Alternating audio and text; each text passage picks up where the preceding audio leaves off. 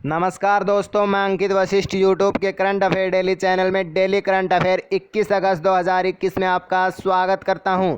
सबसे पहले हम कल का अभ्यास प्रश्न करेंगे। कल का अभ्यास प्रश्न था, केंद्रीय मंत्रिमंडल ने भारत और किस देश के बीच हुए आपदा प्रबंधन, सहनीयता और शमन के क्षेत्र में सहयोग पर समझौता ज्ञापन को मंजूरी दे दी है। इसका सही जवाब था बांग्लादेश।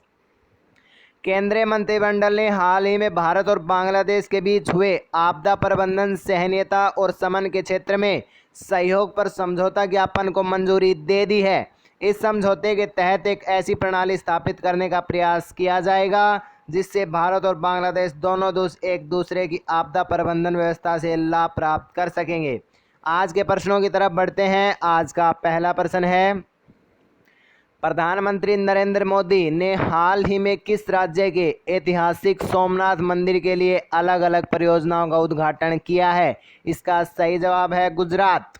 प्रधानमंत्री नरेंद्र मोदी ने हाल ही में वर्चुअल माध्यम से गुजरात के ऐतिहासिक सोमनाथ मंदिर के लिए अलग अलग परियोजनाओं का उद्घाटन किया है, जिसमें सैरगाह का निर्माण, प्रदर्शनी केंद्र और पार्वती मंदिर का निर्माण शामिल है। साथ ही मंदिर के पीछे समुद्र तट पर 1 किलोमीटर लंबे समुद्र दर्शन पैदल पथ का निर्माण किया जाएगा।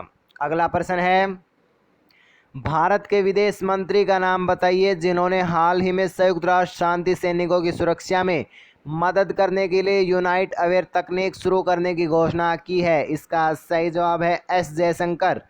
भारत के विदेश मंत्री एस जयशंकर ने हाल ही में न्यूयॉर्क में संयुक्त राष्ट्र के चौथे मुख्यालय में संयुक्त राष्ट्र शांति सैनिकों के सुरक्षा में मदद करने के लिए यूनाइटी अवेयर तकनीक शुरू करने की घोषणा की है। अगला प्रश्न है, भारतीय नौसेना और वियतनाम पीपल्स नेवी के बीच किस सागर में समुद्री अभ्यास आयोजित किया गया है? इसका सही जवाब है दक्षिण चीन सागर। भारतीय नौसेना और वियतनाम पीपल्स नेवी के बीच हाल ही में दक्षिण चीन सागर में समुद्री अभ्यास आयोजित किया गया है, जिसमें भारत की तरफ से INS रणविजय और INS कोरा ने हिस्सा लिया, जबकि वियतनाम से frigate VPNS LY Thai 2 HQ-012 ने भाग लिया है। अगला प्रश्न है, 15वें वित्त आयोग के अध्यक्ष का नाम बताइए जिन्हें हाल ही में institute of economic growth society का नया अध्यक्ष चुना गया है। इसका सही जवाब है NK सिंह। 15वें वित्त आयोग के अध्यक्ष NK सिंह को हाल ही में institute of economic growth society का नया अध्यक्ष चुना गया है। उन्होंने पूर्व प्रधानमंत्री डॉक्टर मनमोहन सिंह का स्थान लिया, जो 1992 से IEG के अध्यक्ष थे। उनके नाम की सिफारिश डॉक्टर मनमोहन सिंह ने की थी। अगला प्रश्न है, एशियाई विकास बैंक और भारत ने बेंगलोर मेट्रो के लिए कितने मिलियन डॉलर के ऋण समझौते पर हस्ताक्षर किए हैं? इसका सही जवाब है 500 मिलियन डॉलर।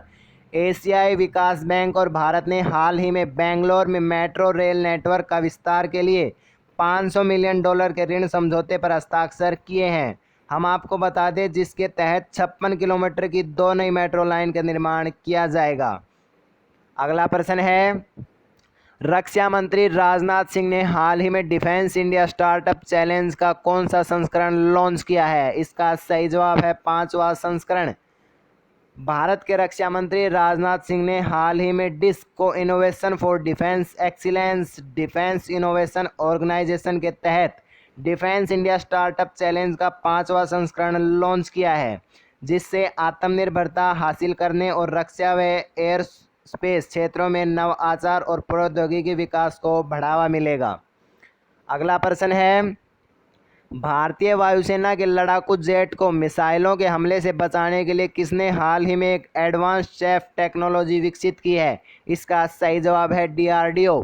रक्षा अनुसंधान और विकास संगठन DRDO ने हाल ही में भारतीय वायुसेना के लड़ाकू जेट को मिसाइल के हमले से बचाने के लिए एक एडवांस चैफ टेक्नोलॉजी विकसित की है। इस टेक्नोलॉजी का इस्तेमाल दुश्मन की रडार निर्देशित मिसाइलों को विचलित करने के लिए किया जाएगा।